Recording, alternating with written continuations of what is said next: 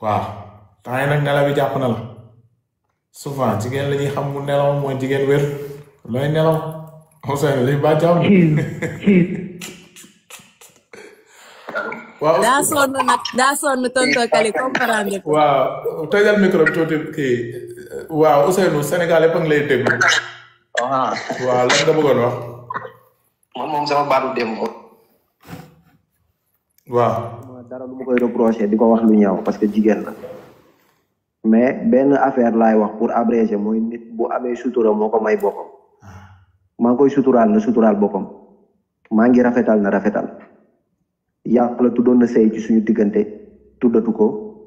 tas nañ gaa def naa erreur libéré naa ko nekkaat naa ak moom bon quitté naa ko dem suñu kër yërëm ko ndax bi ma woowee ba ma ko njëkkee quitté li gën a tax ma dellu kenn xamul quoi en fait trop c'est trop quoi pour dire vrai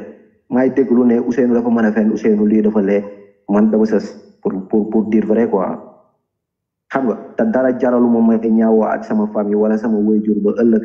mu wan ma gannaaw sama àdduna torox fii ku fi amul ñaanu wayjur sa àdduna yaaxu na xam nga mais bi ma woowee bi ma ko njëkkee quitté wax ay nit a ngi toog maa ngi ànd ak ay nit haut-parleur laay wuyoo man à chaque fois mu wax ba ni waaw man lii xaru sax moom ko gënal laa dama ni non du ma seetaan loolu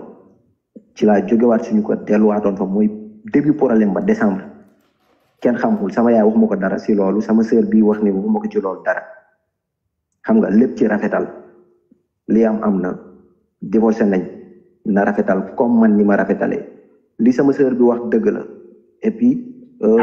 bi ma ko woowee jour boobu dafa coupé téléphone bi après loolu woowaat na ma même tay jii nii woo na ma plusieurs appels boo bëggee ma capturer la ko envoyé la ko bi ñu mujjee wax na ba menacé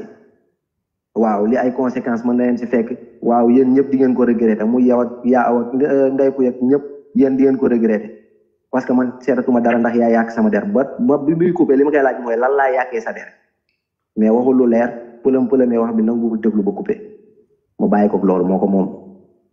xam nga moo ko fay am quoi man aw ma ci problème mais y a des choses rafetul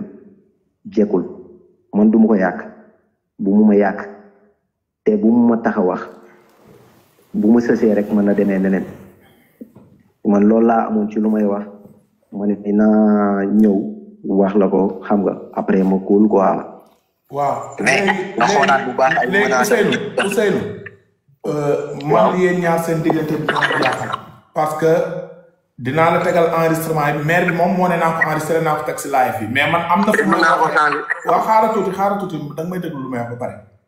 ok maire bi moo ne instant bi yorul téléphone keneen la woo kooku woo ma ne ma enregistré pour ma teg ko si live bi xëy na moom dina ko seetaan ci YouTube bi parce que nii yorul TikTok sa téléphone la doon live fan yëpp ba mu fa jógee live atul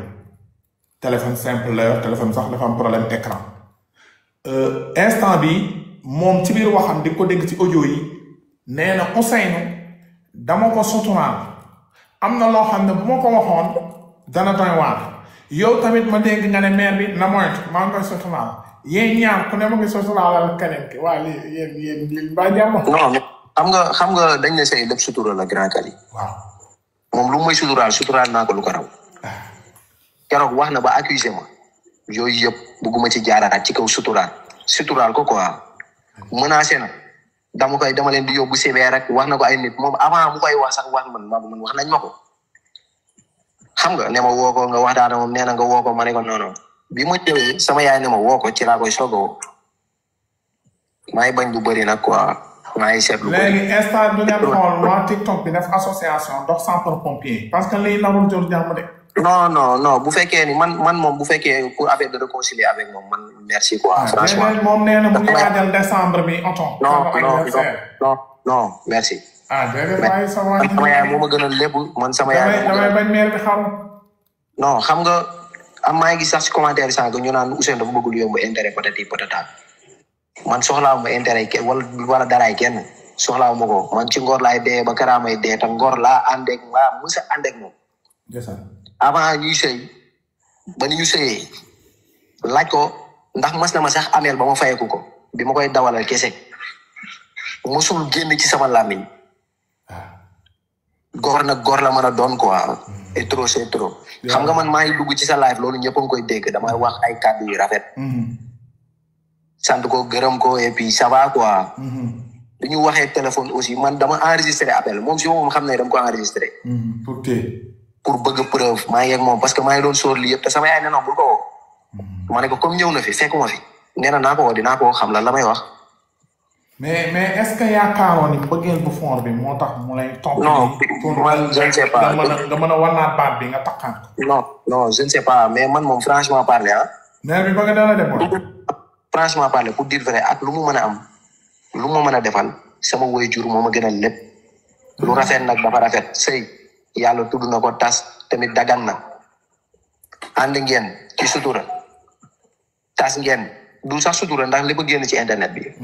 tas ngeen ku ci nekk na kuulam man li tax ma dugg wax kàddu yu rafet parce que ku nekk ngi wax. ma dugg ci sa live pour gën a seetalaale deram. ne carrément àndoon nañ yàllaa ko tudd ndogal la destin la am na amatul donc mbiru yàlla la quoi et puis sant yàlla ci lépp. ñëpp a ngi koy dégg yow témoin nga ci. mais bu bëggee dugal leneen là. bon bu ma sësee rek damay sës quoi. bu leen sës nag parce que yaa ngi naan bu ma sësee moom it mu ngi naan bu sësee. sësante bi lay garaaw de. ñu topp katukaay yi bëgguñu sësante bi. non maa ngi rafetal quoi.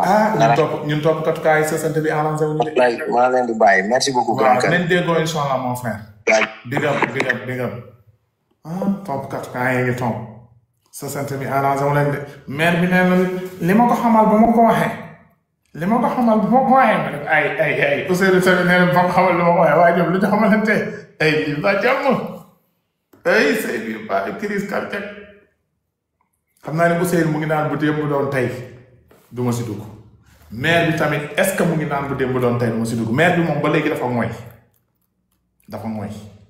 ndeysaan xam naa Ousseynou lumière am la leeram la dafa bëgg Ousseynou de parce que sànq di nga dégg si audio yi laaj naa ko nee naa ko leen comme woon na la léegi bu fas yéene jam valisam suma ñëw na mu ne yàlla baax na xam nga am na ku mu doon dine doy na sax wuyi baax na doy na man kay doy na mais mu ngi naan yàlla baax na xam nga du lapp la ñuy wax maire bi mu ngi naan Kanifane gis nga ne ma jongo maay xam nga ne Ousseynou bu bàyyee keneen bu ma bëggee keneen ñëw keneen day ñëw maa ngi baax waaw yaa ngi baax de kan mooy samp ci yéen kan moo bëgg nekk candidat comme commencé na jàpp iddam kan waa TikTok bi xam naa ne instant bi waa TikTok bi am na commencé teg ba maire bi am na ñu koy commencé bind message lii ma jàmm ok léegi yow lan nga bëggoon a dolli après